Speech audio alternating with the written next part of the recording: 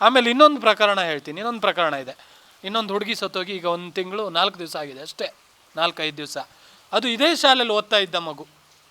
ಅದು ಆಟ ಆಡೋತ್ತಿಗೆ ಬಿದ್ದು ತಲೆಗೆ ಪೆಟ್ಟಾಗಿ ಹುಷಾರಿಲ್ದೇನೆ ಶಿವಮೊಗ್ಗದಲ್ಲಿ ಆಸ್ಪತ್ರೆ ಸೇರಿಸಿ, ಹುಡುಗಿ ಧನ್ಯ ಅಂತ ಹುಡುಗಿ ಹೆಸರು.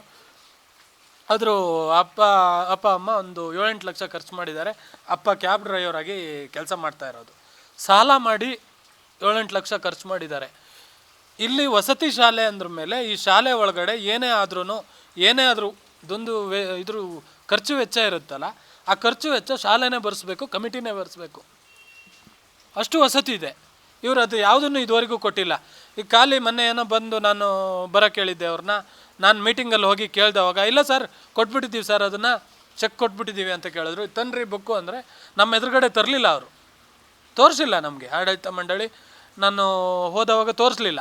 ಅದಾದ್ರ ಮೇಲೆ ನಾನು ಸಂಜೆ ಮನೆಗೆ ಹೋದ್ರ ಮೇಲೆ ಅವನು ಧನ್ಯ ತಂದೆಯವ್ರಿಗೆ ಫೋನ್ ಮಾಡಿ ಕೇಳಿದೆ ನಾನು, ಏನು ನಿನಗೇನಾದರೂ ನಮ್ಗೊಂದು ಸ್ವಲ್ಪ ಪರಿಚಯ ಅಂದರೆ ಬೆಂಗಳೂರಲ್ಲೆಲ್ಲ ಕೆಲಸ ಮಾಡ್ತಾ ಒಟ್ಟಿಗೆ ಹಿಂಗೆ ಕೆಲಸ ಮಾಡ್ತಾಯಿತ್ತು. ಆ ಪರಿಚಯ ಇದ್ಮೇಲೆ ನಾವು ಸಲಿಗೆಯಿಂದ ಮಾತಾಡ್ತೀವಿ. ಅವನ ಹತ್ರ ಕೇಳಿದೆ ನಾನು, ಯೋಗಿ ನಿನಗೆ ಚೆಕ್ ಏನಾದ್ರು ಕೊಟ್ಟಿದ್ದಾರಾ, ನಿನ್ನ ಖರ್ಚು ಮಾಡಿದ್ಯಲ್ಲ ಆ ವೆಚ್ಚ ಏನಾದ್ರು ಕೊಟ್ಟಿದ್ದಾರೆ? ಯಾಕೆಂದರೆ ಅದನ್ನೆಲ್ಲ ಅವರೇ ಭರಿಸ್ಬೇಕು. ಖಾಲಿ ರಜೆಗೆ ಹೋದವಾಗ, ಶಾಲೆ ಇನ್ನೂ ಬಿಟ್ಟಿಲ್ಲ, ರಜೆಗೆ ಹೋದವಾಗ ಮನೇಲಿ ಹುಷಾರಿಲ್ದೇನೆ ತೀರೋಗಿರೋದು. ಆ ಹುಡುಗಿಗೆ ಏನೂ ಕೊಟ್ಟಿಲ್ಲ. ಅದನ್ನು ಕೇಳಿದವಾಗ, ಇಲ್ಲ ನನಗೇನು ಕೊಟ್ಟಿಲ್ಲ, ನೋಡ್ತೀನಿ ಮಾಡ್ತೀನಿ ಅಂತಾರೆ ಅಷ್ಟೇ, ಬಿಟ್ಟರೆ ಯಾರೂ ರೆಸ್ಪಾನ್ಸ್ ಮಾಡ್ತಾಯಿಲ್ಲ ಅಂತ ಅವನು ಹೇಳ್ದ. ಕರೆಸಿದ್ದೆ. ಆವಾಗ ನಮಗೊಂದು ಲೆಟ್ರ್ ಕೊಡಿ, ಇವ್ರ ವಸತಿಲಿರೋದನ್ನು ಲೆಟ್ರ್ ಕೊಡಿ, ಇದು ಕೊಡಿ, ಯಾಕೆ ಇಷ್ಟು ಡಿಲೇ ಮಾಡ್ತಾರೆ ಅಂದರೆ ನಮ್ಗೆ ಇಲ್ಲಿ ಲೋಪದೋಷಗಳು ಎದ್ದು ಕಾಣ್ತಾ ಇದೆ. ಇವರು ಏನು ಮಾಡ್ಕೋಬೇಕೋ ಅದನ್ನೆಲ್ಲ ಮಾಡ್ಕೊಂಡು ಏನು ಹೊಡ್ಕೊಂಡು ತಿನ್ನಬೇಕೋ ಹೊಡ್ಕೊಂಡು ತಿನ್ನೋ ರೀತಿಲೆಲ್ಲ ನಮಗದು ಆ ಥರ ಭಾಸವಾಗ್ತಿದೆ. ಅದು ಇವರೆಲ್ಲ ಅಕ್ರಮ ಮಾಡ್ತಿದ್ದಾರೆ. ನನಗೆ ಈಗ ಇರೋ ಮಾಹಿತಿ ಪ್ರಕಾರ ಮೊರಾರ್ಜಿ ದೇಸಾಯಿ ಸ್ಕೂಲಲ್ಲಿ ಒಂದು ಮಗುವಿಗೆ 3.5 ಲಕ್ಷ ರೂಪಾಯಿ ಫಂಡ್ ಬರ್ತಾ ಇದೆ. ಇದು ಸರ್ಕಾರದ ಕಡೆಯಿಂದ, 2 ಸರ್ಕಾರದಿಂದ ಬರುತ್ತೆ. 3.5 ಲಕ್ಷ ರೂಪಾಯಿ ಇವ್ರು ಏನು ಖರ್ಚು ಮಾಡ್ತಿದ್ದಾರೆ, ಇವರೊಂದು ಅಲ್ಲಿ ಆಗುವ ಖರ್ಚು ವೆಚ್ಚ, ವಾರ್ಷಿಕ ಏನು ಮಕ್ಕಳಿದ್ದಾರೆ ಅದರಲ್ಲಿ ಏನು ಖಾಲಿಯಾಗಿದೆ, ಏನು ಉಳಿದಿದೆ, ಯಾವುದಕ್ಕೆ ಎಷ್ಟು ಖರ್ಚು ಮಾಡಿದ್ದೀರಾ, ಯಾವುದೇ ವಿವರ, ಯಾವುದೇ ನಾಮಫಲಕ ಆ ಸ್ಕೂಲಲ್ಲಿ ಇದುವರೆಗೂ ಹಾಕಿಲ್ಲ. ಇದನ್ನು ಕೇಳೋಕ್ಕೆ ಜನನಾಯಕರೇ ಕೇಳಬೇಕು, ಕೇಳ್ತಾ ಇಲ್ವಾ? ಇದರಲ್ಲಿ ಸಿಕ್ಕಾಪಟ್ಟೆ ಅನುಮಾನ ಕಾಡ್ತಾ ಇದೆ ನಮಗೆ. 3.5 ಲಕ್ಷ ಸಣ್ಣ ಮಾತಲ್ಲ. ಯಾವುದೇ ದೊಡ್ಡ ಶಾಲೆಗಳಲ್ಲೂ ಅಷ್ಟು ಮೊತ್ತದ ಫೀಸ್ ಸಮೇತ ಇಲ್ಲ. ಈಗ 3.5 ಲಕ್ಷ ಅಂದರೆ ಸಣ್ಣದಲ್ಲ. ಇದನ್ನೆಲ್ಲ ಯಾರು ಹೊಡ್ಕೊಂಡು ತಿಂತಿದ್ದಾರೆ? ಹಂಗಾದರೆ 3.5 ಲಕ್ಷ ಮಕ್ಕಳಿಗೆ ಏನು ಖರ್ಚು ಮಾಡ್ತಿದ್ದಾರೆ? ಆ ಮಗುವಿಗೆ 8 ಲಕ್ಷ ಆಸ್ಪತ್ರೆ ಖರ್ಚಾಗಿದೆ, ಅದು ಕೊಟ್ಟಿಲ್ಲ. ಇನ್ಶೂರೆನ್ಸ್ ಹಣ 5 ಲಕ್ಷ ಕೊಡಬೇಕು, ಅದು ಕೊಟ್ಟಿಲ್ಲ. ಅದಾದ್ರ ಮೇಲೆ ಸರ್ಕಾರದಿಂದ ಈಗ ಮಿನಿಮಮ್ ಒಂದು 5 ಲಕ್ಷ ರೂಪಾಯಿ ಪರಿಹಾರ ಅಂತ ಕೊಡ್ತಾರೆ, ಅದನ್ನೂ ಕೊಟ್ಟಿಲ್ಲ. ಹೆಚ್ಚು ಕಮ್ಮಿ ಆ ಮಗುವಿಗೆ 20 ಲಕ್ಷ ಕೊಡಬೇಕಾಗುತ್ತೆ.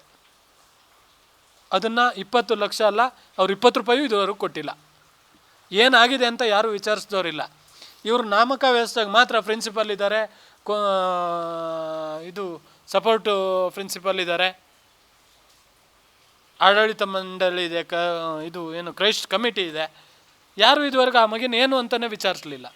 ಅಂದರೆ ಇವರೆಲ್ಲೋ ಈ ಅವ್ಯವಹಾರಗಳು ನಡೀತಿದೆ ಅಂತ ಎದ್ದು ಕಾಣ್ತಾ ಇದೆ.